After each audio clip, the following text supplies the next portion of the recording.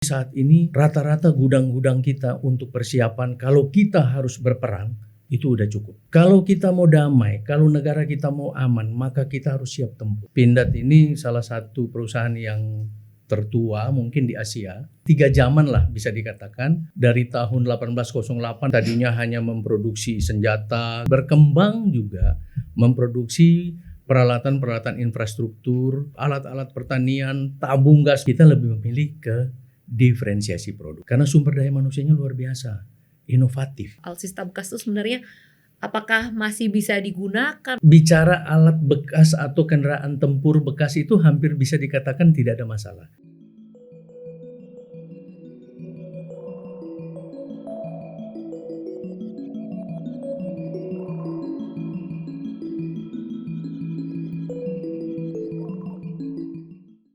Halo teman-teman semuanya, selamat datang dan kembali lagi di The Chapter bersama aku Pak Tirto dan Everly Gunawan yang akan menemani Pak Tirto pada hari ini. Kemudian ada narasumber kita ini adalah sosok yang mengendalikan industri pertahanan di Indonesia yang paling tua. paling tua ya. Siapa dia? Dari 1800. Betul. Kita langsung sambut Bapak Abraham Mosso selaku Direktur Utama Pindad. Selamat datang Pak. Terima kasih. Selamat sore. Selamat datang. Terima kasih untuk waktunya. Mungkin awalnya kita pengen dengar cerita dulu nih dari Pak Abraham. Pindad ini kan sejarahnya adalah industri pertahanan yang paling panjang di Indonesia, bahkan dimulai sejak tahun 1800. Awalnya itu bagaimana sih Pak bisa sampai berjalan sampai sekarang, itu garis besarnya aja Pak? Oke. Jadi kalau rasanya masyarakat Indonesia ya dan sebagian di luar Indonesia kalau dengar nama Pindad itu udah tahu. Oh, itu yang produksi senjata, peluru, kendaraan tempur. Rata-rata orang udah tahu. Betul Pak. Karena ya tadi itu Pindad ini salah satu perusahaan yang tertua mungkin di Asia. Masuk perusahaan yang tertua di Asia. Karena dia sejak 3 zaman lah bisa dikatakan. Dari tahun 1808 sampai di tahun 1945 itu berarti zaman kolonial Belanda dan termasuk zaman pendudukan Jepang waktu itu.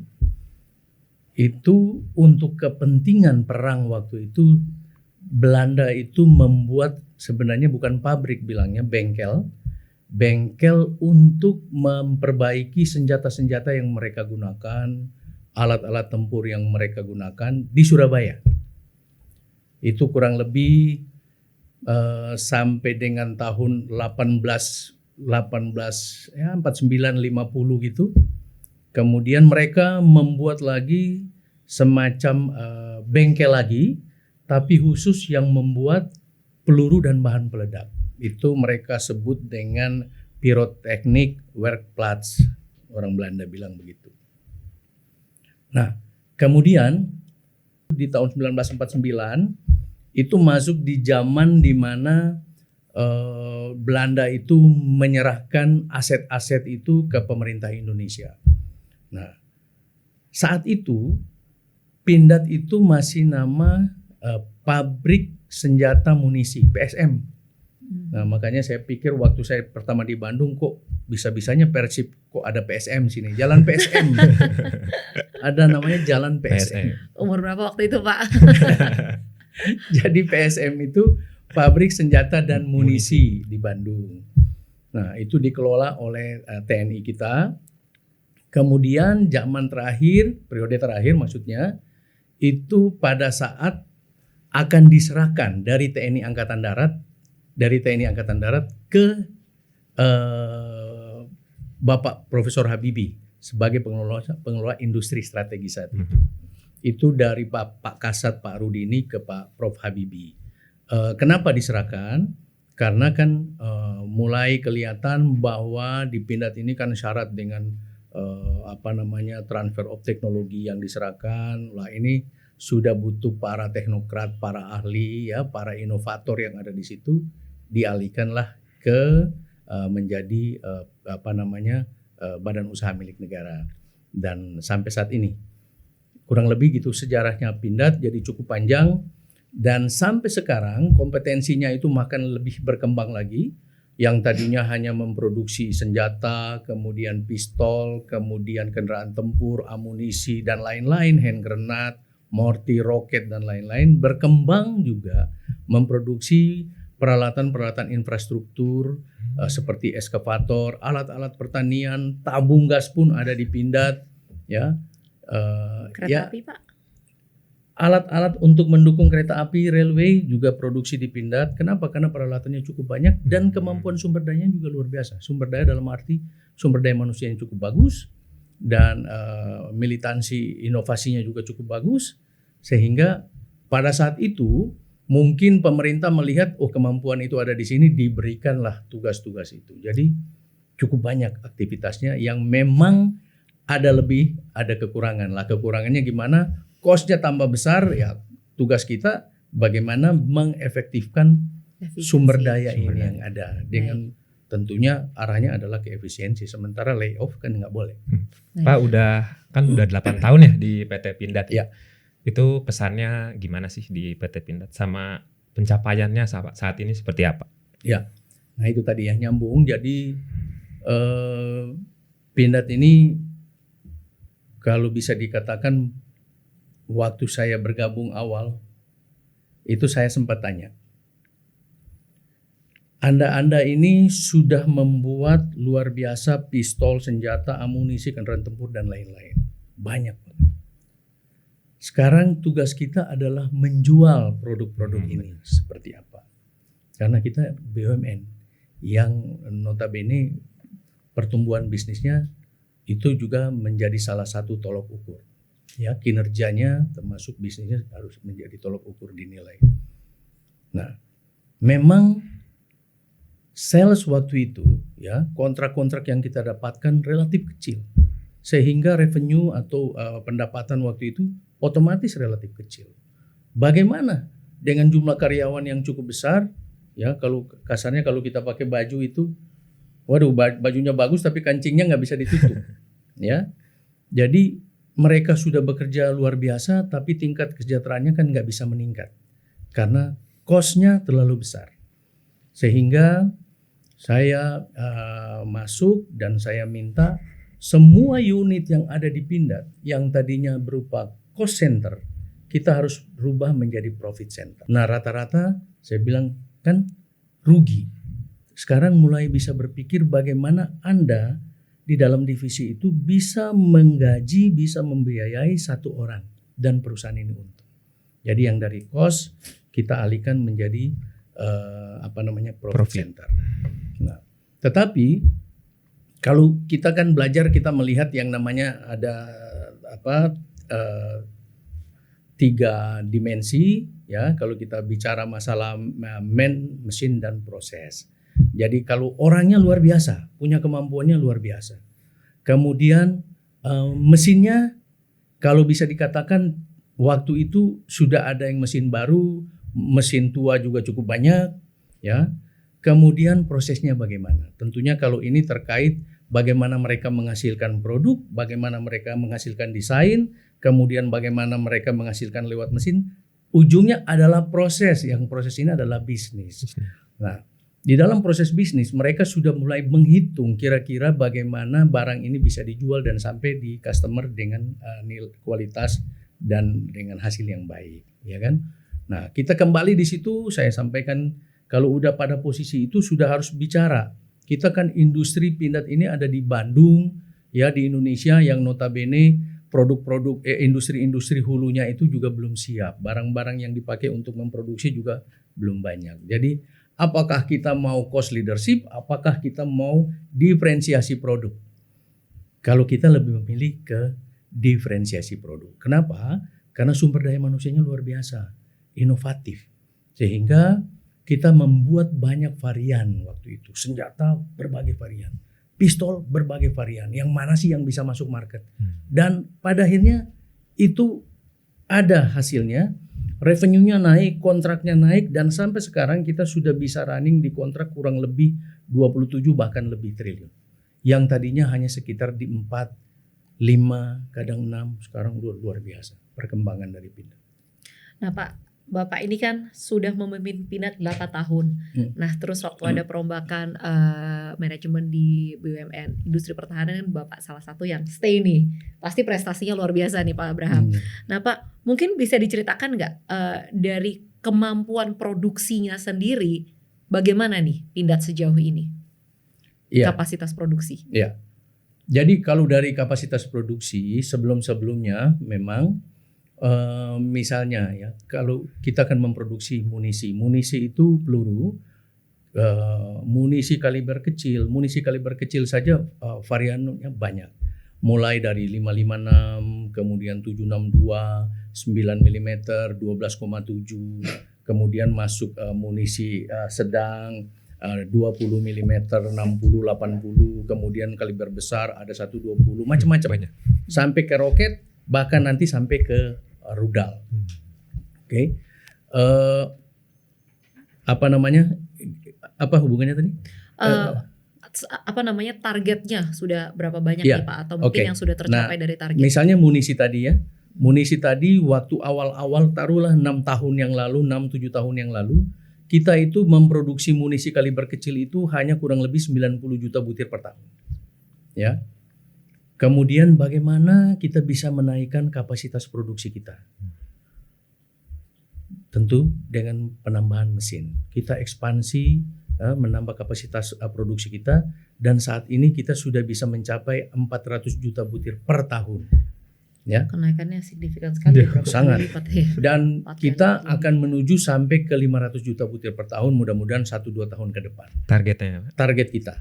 Kenapa? Karena kebutuhan saat ini cukup besar amunisi. Saya bisa menceritakan sedikit, bukan tidak menjelekan atau membanggakan sesuatu di sini, tetapi bagaimana kebutuhan munisi ini bisa terpenuhi semuanya, ya. Yang sebelum-sebelumnya kita harus mengisi gudang peluru itu cukup berat, tetapi saat ini rata-rata gudang-gudang kita untuk persiapan kalau kita harus berperang itu udah cukup dengan di era pemerintahan saat ini. Di militer itu ada kan konsep namanya, ada giumnya itu civis pacem parabellum. Kalau kita mau damai, kalau negara kita mau aman, maka kita harus siap tempur. Anytime. Makanya munisi kita harus siap. Begitu juga di senjata dan pistol. Kita membuat varian senjata, varian pistol yang banyak. Ya. Dan perkembangannya luar biasa. Dari teknologi yang tadinya kita menggunakan besi, kita menggunakan metal, sekarang sudah menggunakan polimer. Lebih ringan, lebih daya dorongnya lebih bagus, munisinya juga kualitasnya sekarang lebih bagus. Begitu juga di kendaraan tempur. Kita sekarang sudah berhasil menciptakan tank Harimau. Dengan Canon 105 mm, luar biasa. Dan itu bisa dikatakan di bawah sedikit dari MBT, makanya kita sebut sebagai medium tank. Kemudian sekarang kita coba dengan kemampuan sumber daya yang ada itu, kita masuk ke kendaraan-kendaraan operasional yang mungkin sudah sering dengar Maung. Maung pun Maung versi 1, Maung versi 2, Maung versi 3. Yang tidak tertutup kemungkinan kita akan masuk ke electric vehicle. Jadi konsep-konsep ini dan inovasi ini terus berkembang di Pindad. Termasuk tidak saja di industri militernya, tetapi di infrastruktur tadi. Kita membangun eskavator, kita membuat eskavator dengan berbagai varian, kemudian alat-alat pertanian, barang-barang untuk mendukung transportasi kita, infrastruktur dan lain-lain. Jadi cukup luar biasa. Pertumbuhan Pindad kalau bisa dibilang cukup on track ya ini. Sampai ada non militer juga ya. Ya, karena mau nggak mau, kan kita melihat dengan kemampuan sumber daya. Yang ada sayang kalau nggak dialokasikan untuk yang lain. Daripada idle ya. Dari beberapa produksi tadi Pak, kan ada yang TKDN-nya melebihi 50% tuh. Iya. Itu gimana sih proses strategi sama metodenya bisa TKDN setinggi itu dan bisa sampai 100% nggak kira-kira Pak? Iya. Jadi kalau melihat TKDN tentunya kaitannya variannya cukup banyak. Tetapi rata-rata produk-produk dari Pindad itu rata-rata sudah di atas 50%. Ya, mulai dari munisi, senjata, kendaraan tempur dan lain-lain. Hal-hal lain yang belum bisa kita, misalnya engine, yang sampai saat ini kita lagi mencoba mencari partner untuk membangun pabrik mesin di Indonesia. Sampai saat ini kan kita masih impor. Ini yang tadi saya katakan, kita juga harus, pemerintah harus punya goodwill untuk bisa membangun namanya industri hulu, ya. Karena rata-rata untuk industri pertahanan ini 60 bahkan lebih kita masih impor, ya.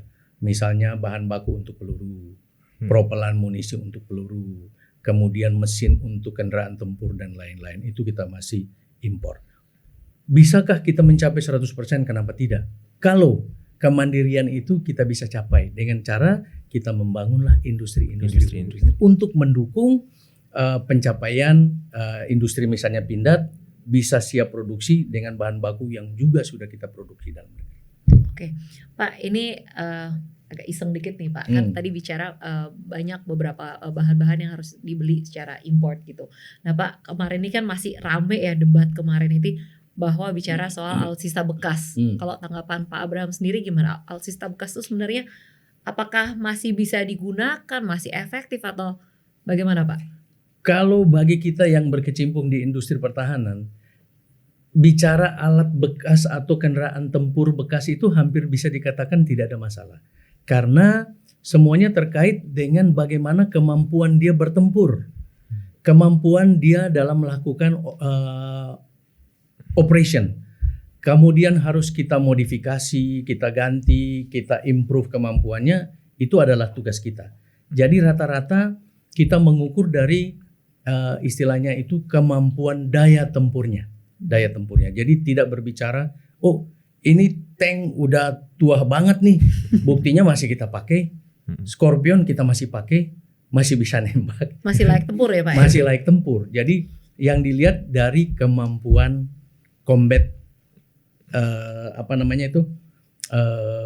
kemampuan tempurnya. Kemampuan tempur. Okay. Sama kemampuan operasional atau manuver. Oke. Nah, kemudian Pak, kita harus tambah dengan opsi lain, itu udah tugas industri kita untuk menambah kemampuan. Untuk mengupgrade kemampuan dari alat-alat tersebut. Ya. Nah Pak, kalau misalnya dari alat-alat tersebut kan Indonesia tuh udah punya kemampuan untuk memaintain atau istilahnya bikin dia siap tempur terus.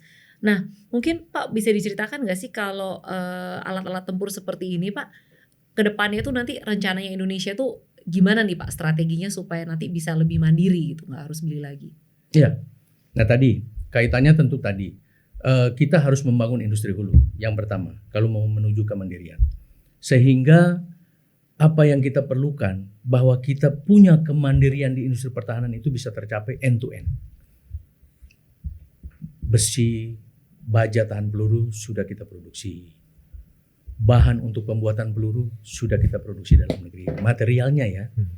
Nah, kemudian kita akan memproduksi desain, kemampuan dari kemampuan engineer kita udah luar biasa lah menurut saya. Kita sangat mumpuni di bidang itu.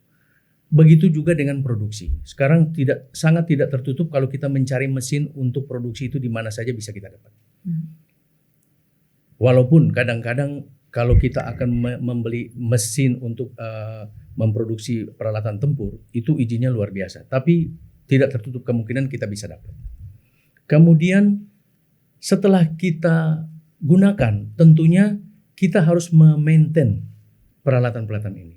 Di kita semuanya rata-rata di industri pertahanan ada namanya divisi atau bahkan direktorat yang melakukan after sales, MRO. Jadi kita harus menyiapkan spare partnya. Kita harus datang ke customer kita, kalau Pindad kita datang ke TNI Angkatan Darat atau polisi untuk melihat bagaimana barang-barang yang sudah kita produksi, umur pakainya seperti apa, perlu nggak kita improve atau enggak, perlu kita perbaiki atau tidak. Pokoknya maintenance itu tetap harus kita jaga agar kita bisa gunakan. Sambil tentunya kita mengenalkan produk-produk kita yang baru yang kita hasil-hasil dari inovasi yang baru. Nah, kalau ini tadi udah ada produksi, kemudian ada impor juga. Kalau misalnya dengan kerjasama dengan luar negeri itu apa aja Pak? Mungkin juga ada ekspor kemana gitu mungkin. Ya. Oke, kalau di dalam industri ini memang kalau orang lihat ada rahasianya. Tetapi kalau kita yang sudah di dalam sudah cukup tahu bagaimana kita membuka diri, bahkan kita bisa membuka bagaimana bisa bekerja sama dengan orang lain.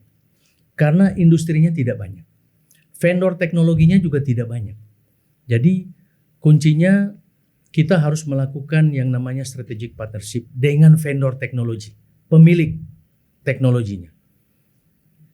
Kita di Indonesia taruhlah dengan Pindad, kemampuan desain, kemampuan operasional, kemampuan production itu sudah ada.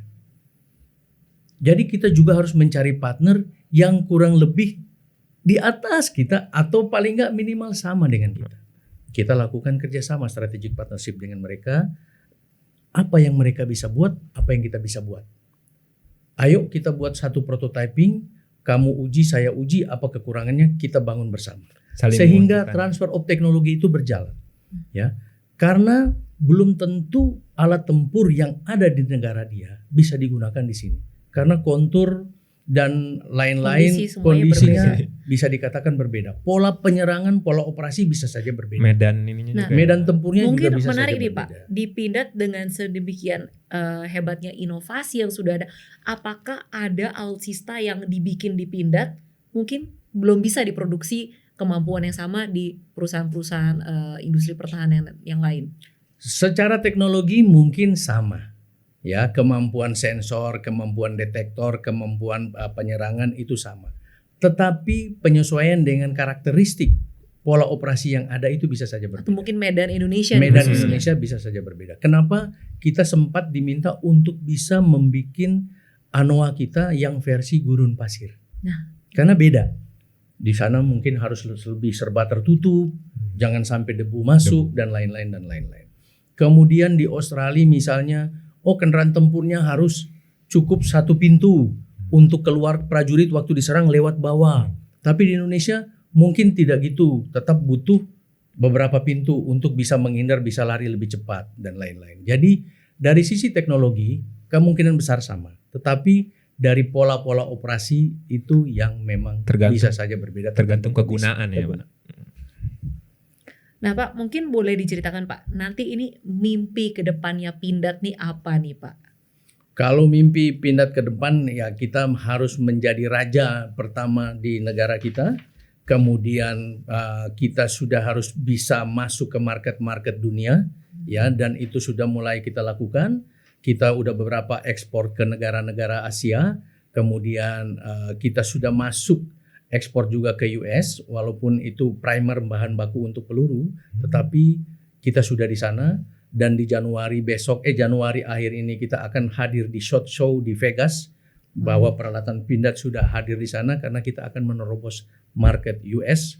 Dan ini kenapa kita lakukan? Karena ya itu tadi, industri ini bisa dikatakan tertutup, tertutup itu ada, ya. Tetapi bagaimana kita bisa merangkul teknologi dari luar, kita harus ada di sana. Mereka mengenal kita, kita kenal mereka, biar kita bisa lakukan strategic partnership. Nah Pak, dengan dibentuknya holding BUMN, holding BUMN Defense ID, ini pasti memberikan nilai plus ya, bagaimana ekosistem industri pertahanan itu bisa saling melengkapi ya Pak, dengan adanya Pindad, ada PAL, ada Dirgantara. Mungkin dari sisi Pak Abraham boleh diceritakan nggak sejak adanya holding ini bagaimana nih kemampuan industri pertahanan Indonesia untuk menjual barang-barangnya ke luar negeri mungkin? Saya menurut pandangan saya, pemikiran saya itu memang konsep yang bagus ya. Karena memang tadinya kita akhirnya sendiri-sendiri. Sehingga kalau kita keluar, orang itu nanya, ini industri pertahanan yang apa? Oh, ini industri pertahanan yang bikin kapal dari Indonesia. Industri pertahanan yang bikin senjata dari Indonesia. Tetapi sekarang kita jadi satu, bahwa inilah produk pertahanan Indonesia yang tergabung dalam Defense ID. Itu yang pertama. Kedua, untuk menuju ke kemandirian pertahanan itu akan lebih cepat. Kenapa kita bisa melakukan load sharing? Ya, pekerjaan-pekerjaan Pindad, senjata-senjata Pindad kita bisa pasang di kapal, PT PAL. Kita bisa pasang di helikopternya si PT DI. Peralatan-peralatan LAN, alat komunikasi radio dan lain-lain bisa dipasang di tank kita. Drone-nya PT LAN bisa pasang di tank kita. Nah, sekarang kan kita lagi coba menghasilkan satu alat-alat tempur yang lebih ringan, yang lebih kecil, yang bisa diangkut oleh helikopter, misalnya diterjunkan di medan-medan yang sulit. Misalnya saya ambil contoh saja di Papua. Bisa angkut tank, kemudian bisa dipasang sensor dan lain-lain, dilengkapi senjata Pindad, Jadi dengan kita membentuk satu holding, komunikasinya makin lebih dekat. Kemudian transfer load antara perusahaan ini akan lebih mudah. Talent mobility-nya juga jalan.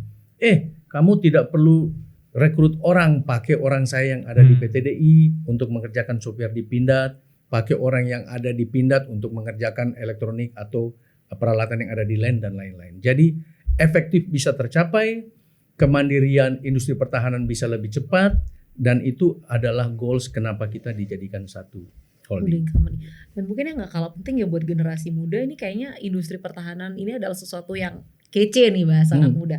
Tapi kalau menurut dari Pak Abraham gimana Pak? Apakah ini sudah cukup menarik lulusan-lulusan terbaik Pak untuk bergabung di Pindad? Oh sangat. Saya sejak bergabung di Pindad cukup kaget. Setiap buka lamaran yang daftar luar biasa. Kalau kita cuma butuh 30 orang, yang daftar sudah 6.000 orang. Banyak sekali. Jadi sangat selektif kita memilih orang, karena beberapa kali saya nanya, apa sih ketertarikan kamu untuk kerja di Pindad? Rata-rata bilang kebanggaan. Bukan melihat dari gaji. Bukan melihat dari dia dapat apa, tapi bangga. Bisa bekerja di Pindad, bisa menghasilkan sesuatu untuk pertahanan. Jadi saya lihat image itu bagi kita di bangsa Indonesia ini cukup kuat sekali ya. Bagaimana militansi terhadap pertahanan, terhadap ketahanan negara itu luar biasa. Nah kalau bicara soal bangga nih ya, alat-alat produksi dari Pindad sendiri kan lumayan sering ikut kompetisi dan bahkan keluar jadi juara nih ya Pak ya. Mungkin strateginya tuh bagaimana Pak? Apakah itu karena kerjasama bareng sama TNI atau gimana nih supaya mereka bisa unggul? Kan namanya alat nih harus dioperasikan juga ya Pak. Iya itu betul sekali. Jadi selain alatnya bagus, prajuritnya juga luar biasa. Kalau itu jelas. Jadi bisa dikatakan latihan nembak itu ya di TNI kita sampai ke pangkat pati pun masih nembak dan wajib nembak.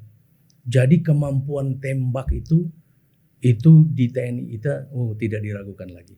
Selain tentunya produk yang dia gunakan, kan syaratnya harus menggunakan produk dalam negerinya. Harus pakai pistolnya Pindad, harus pakai senjatanya Pindad, harus pakai munisinya Pindad.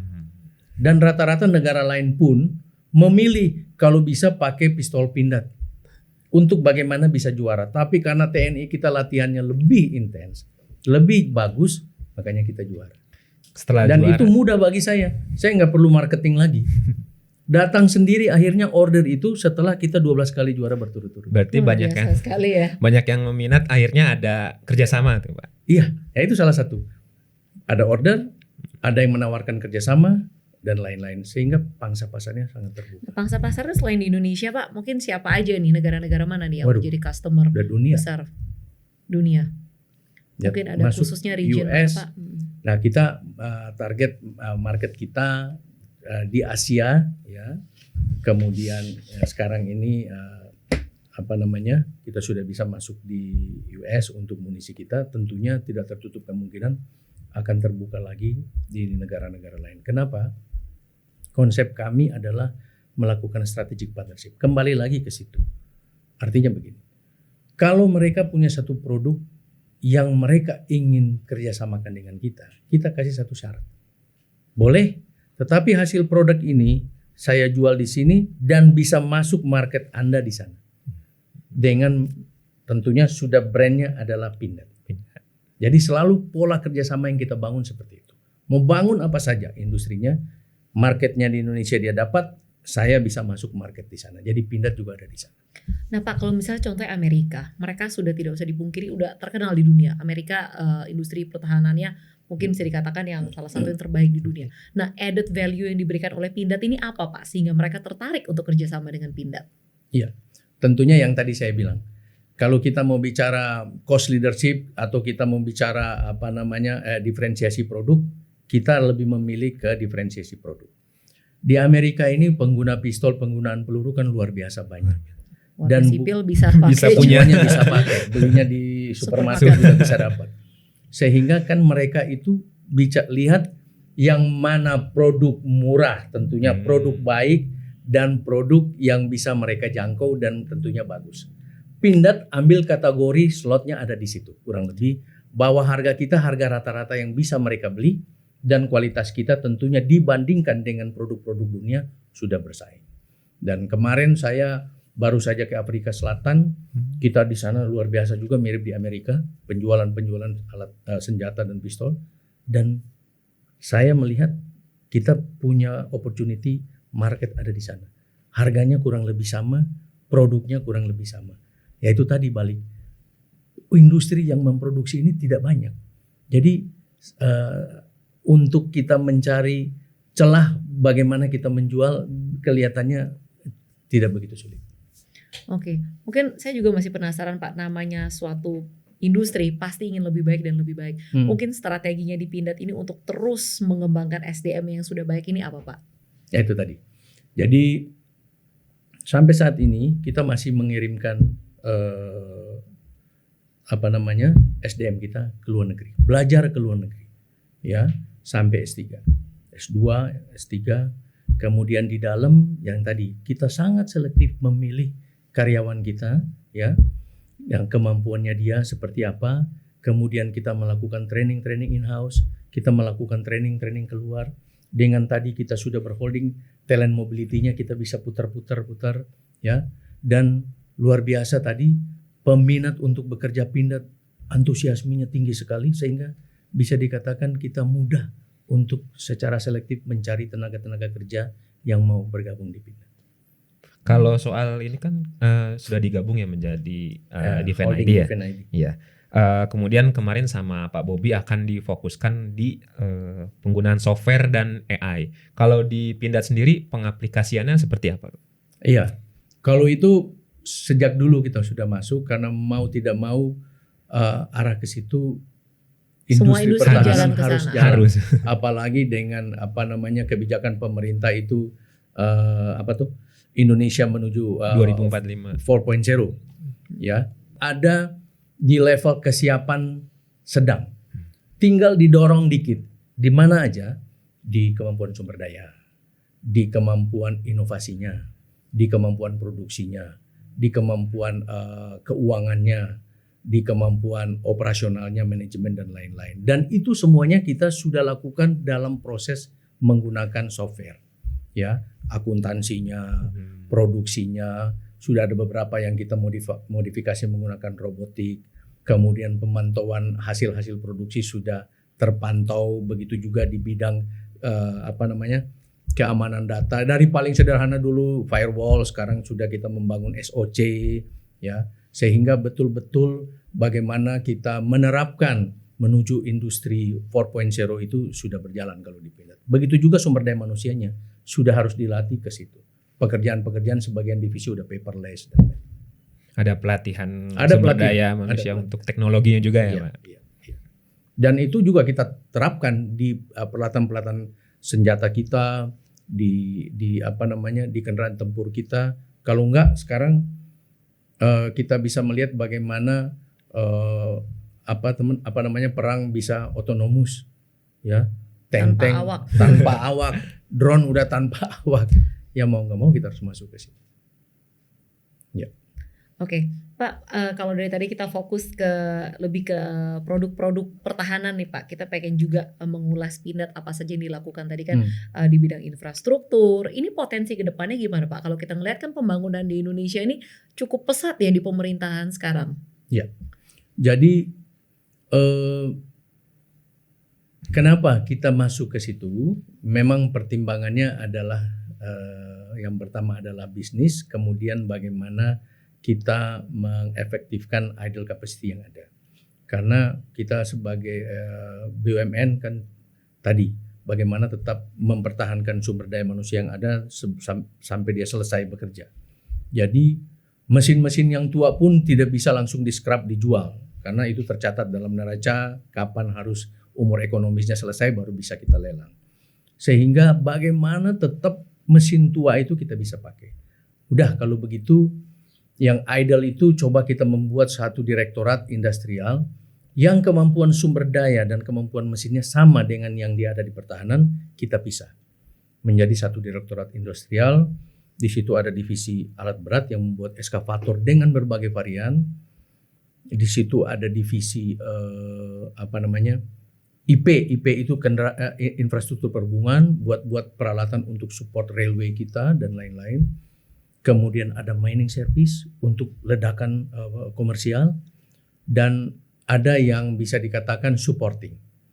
Nah, semua ini memanfaatkan mesin-mesin yang banyak ada di PT Pindad dan sumber daya manusia yang ada di PT Pindad. Ternyata pertumbuhannya cukup baik. Ya, walaupun saat ini kita tetap fokus kurang lebih 70-80% itu atau bahkan 90% masih di industri pertahanan. Tetapi kontribusi 10% ini luar biasa juga. Dan image, artinya tangkapan publik terhadap keberadaan Pindad mendukung di bidang itu juga luar biasa. Eskavator kita sudah cukup banyak yang tergelar, artinya yang dipakai oleh perusahaan-perusahaan tambang. Kurang lebih udah ada 700 unit yang sudah dipakai. Sehingga kita sudah mulai membentuk juga divisi MRO untuk eskavator-eskavator kita.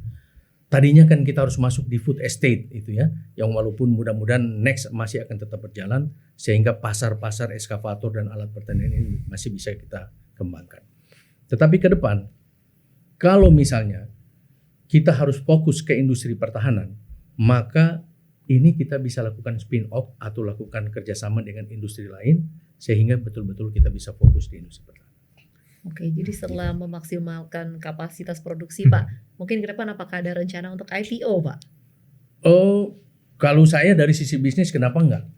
Ya, yang mana yang IPO? Waktu saya pertama sekali bergabung di Pindad, saya rating perusahaannya. Jadi saya masih ingat, saya panggil dari teman saya dari Pevindo, ya, coba kalau Pindad ini kita rating seperti apa? Dia sempat bertanya, apa bisa? Ini kan industri pertahanan. Saya bilang, Anoa saya sebelum saya kasih senjata dia kendaraan biasa. Cuman terlalu besar untuk kalau kita bawa ke mall susah parkir. Tetapi itu kendaraan biasa. Begitu juga Panzer. Kalau nggak ada senjata, ya kendaraan biasa. Cuman siapa yang mau pakai? Kemudian bahan-bahan peledak. Kalau dipakai untuk ledakan tambang, itu bahan peledak biasa komersial. Begitu juga senjata dan pistol. Kalau dipakai untuk yang arahnya ke komersial juga itu bisa dinilai. Memang dilematis ya. Tapi pada akhirnya dia coba lakukan. Dan luar biasa kita dapat single A- rating kita waktu itu. Jadi saya melihat kenapa bisa dapat single A-? Karena berarti ada sisi komersial yang bisa dijual tadi. Ya. Ini kan tahapan untuk menuju IPO. Cuman sekarang bagaimana regulasi terhadap industri pertahanan bisa atau tidak. Saya pikir satu saat harus industri ini lebih terbuka, dan kenapa tidak kita coba mencari partnership yang lain untuk kita lebih tumbuh berkembang. Tentunya ada hal-hal yang kita tetap jaga kerahasiaan, ada hal-hal yang kita kerjasamakan. Kayak kita bikin kendaraan-kendaraan tempur, harusnya itu sudah lebih bisa terbuka. Jadi menurut saya kita tinggal menunggu bagaimana regulasi terhadap keterbukaan industri ini. Kalau kesiapan IPO, why not? Kita siap aja kalau bicara dari sisi bisnis. Kalau dengar nih luar biasa sekali, dari produknya, dari kesehatan perusahaannya, perkembangannya. Yes. Betul sekali. Baik, kalau dari saya cukup itu aja sih. Kalau Pak Tirto mungkin mau nanya 1-2 pertanyaan terakhir. Kalau kemarin tadi sempat disebut juga untuk yang alat-alat industrial, katanya ada buat electric vehicle juga, Pak, itu. Gimana, Pak? Iya, kita sudah membuat satu prototype, tapi saat ini memang kita belum full masuk ke situ. Kita masih ke yang manual, ya belum masuk ke elektrik, masih yang diesel. Karena kita udah dapat order cukup besar dari Pak Menteri Pertahanan, ya. Sekarang udah kontrak 5.000 unit, bahkan akan sampai 10.000. Dan ini membuka wacana baru buat Pindad. Kenapa tidak kita masuk ke industri komersial kendaraan? Karena di Indonesia kan belum ada, dan ujung-ujungnya kita harus punya pabrik engine juga di Indonesia. Jadi luar biasa lah kesempatan yang diberikan buat Pindad. Ya, saya sangat bersyukur di bidang industri pertahanan meningkat, kemudian di bidang industri-industri infrastruktur juga meningkat. Nah, ini mungkin penutup ya, Pak ya.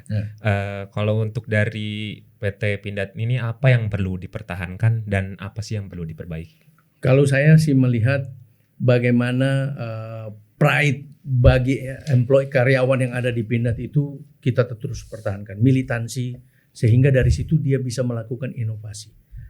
Karena kalau orang bekerja di perusahaan tidak punya sense of belongingnya, udah selesai. Jadi dia harus bangga dulu bahwa dia ada di situ. Ya, terlepas dari dia dapat gaji itu sih oke, hal lain. Tetapi dia senang, dia enjoy dan dia bangga, Menjadi itu bagian dari sudah Pindad, modal bagi perusahaan. Ya. Dan yang kita bangun itu adalah itu. Makanya kita tetap menggaungkan industri ini, Pindad ini, bahwa dialah industri kebanggaan negara. Orang yang bekerja di industri kebanggaan negara, dia ikut bangga juga. Bukan dia saja, orang tuanya juga ikut bangga. Anak saya kerja di Pindad. Nah, ini yang kita bangun. Selain itu tentunya di dalam kemampuan inovasi, kita meningkatkan kemampuan ekspansi, kita meningkatkan kemampuan mesin-mesin kita dan lain-lain untuk mendukung kemandirian industri pertahanan. Baik, terima kasih Pak Abraham Mose. Terima kasih. Selaku Direktur Utama Pindad, pelaku industri pertahanan yang di bidang land platform atau platform darat Harus dan bangga juga ya, infrastruktur. Ya. Jadi pokoknya harus bangga, apalagi dengan kemajuan Pindad sejauh ini. Nggak kalah saing ya. Baik, Nggak kalah saya. baik, terima kasih Pak Abraham untuk Makasih ya. waktunya. Terima kasih banyak ya. Iya, makasih. Terima kasih Pak juga Tirto. buat para penonton. Terima kasih. Jangan lupa ditunggu ya di chapter selanjutnya. Jangan lupa like, comment, dan subscribe. Bye.